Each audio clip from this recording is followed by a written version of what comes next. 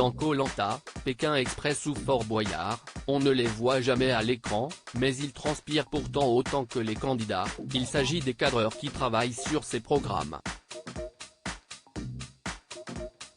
3 d'entre eux se sont confiés à Télé Loisirs. Avant chaque nouvelle saison de Pékin Express, CIST le même rituel.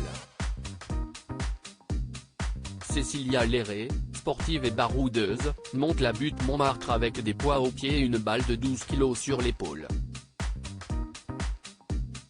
Elle est l'une des premières cadreuses recrutées pour la course en auto-stop de M6. Plus ancien dans le jeu, son collègue Antoine Martin, ne s'impose pas un tel entraînement mais reconnaît ralentir sur le rosé les semaines précédant son départ. Pas moins endurant, Stéphane Requin, surnommé le Requin, enchaîne, lui, les tournages comme cadreur sous-marin pour Fort Boyard et Koh Lanta. Des cadreurs habitués aux situations extrêmes sur des émissions de télé invisibles aux yeux des téléspectateurs, ces aventuriers sont confrontés à des conditions hors normes de tournage. Courant violent, pluie torrentielle, chaleur suffocante. Ils sont en première ligne avec une caméra de 12 kg sur l'épaule. Il faut suivre les candidats partout. Ça ne s'arrête jamais, explique Cécilia. Son collègue de Pékin Express, Antoine a été marqué par un trek dans le désert, dans les environs de Dubaï, saison 15, le plastique de mes chaussures fondait, j'avais le sable qui me brûlait les pieds. Pour Stéphane, la transition entre Koh Lanta et Fort Boyard peut être brutale, il m'arrive de passer d'une eau de 30 degrés à 17 degrés, ça fait tout drôle, plaisante-t-il. Le cadreur sous-marin doit surtout gérer l'instabilité de la mer, notamment lors de l'épreuve culte du saut à l'élastique, qu'il filme d'en bas. Avec le courant, on a du mal à rester en place, alors quand la candidate hésite pendant 30 minutes avant d'y aller, j'ai juste envie de lui dire, vas-y. Saute, grince-t-il gentiment. Cécilia Léré, cadreuse sur Pékin Express, nous, tant qu'on peut, on filme à l'autre bout du monde, il y a toujours un aléa. En Chine lors de la saison 12 de Pékin Express, Cécilia s'engouffre dans une voiture de police avec Thomas et Mathieu, les frères bûcherons, pensant être escortés pour sortir de la ville.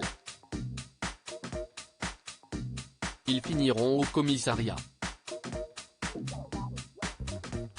J'ai laissé tourner ma caméra, nous tant qu'on peut, on filme, raconte-t-elle.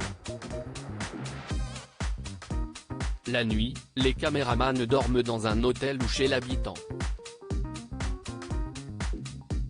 Mais si les candidats ne trouvent pas d'hébergement, il faut rester à leur côté.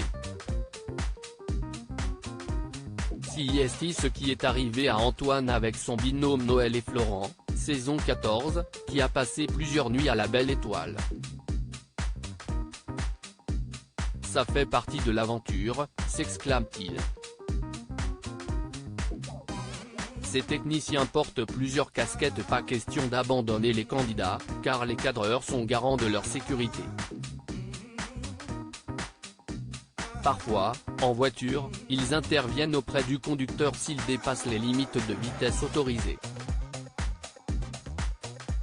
Il m'est arrivé de demander au binôme de sortir de la voiture. On ne va pas risquer notre vie pour un jeu, argue Cécilia qui sait aussi dans d'autres circonstances galvaniser les troupes. Sur Koh Lanta, l'épreuve qui fait le plus transpirer les cadreurs, c'est l'orientation, quand les finalistes sont à la recherche d'objets cachés aux 4 coins de l'île. Le caméraman doit aussi s'improviser journaliste, comme en témoigne Stéphane, on court derrière eux pour les filmer mais on les pousse aussi à verbaliser ce qu'ils font pour raconter une histoire. Autant de contraintes vite oubliées face au privilège de ces aventures hors du commun. Si Stéphane garde des souvenirs impérissables de ses nuits sur le fort, Cécilia n'échangerait également sa place pour rien au monde. Oui, si est difficile mais je suis prête à rempiler 1 milliard de fois. À lire aussi. Pas vu dans Koh-Lanta 2023, la production lève le voile sur les abandons de Benjamin et Martin.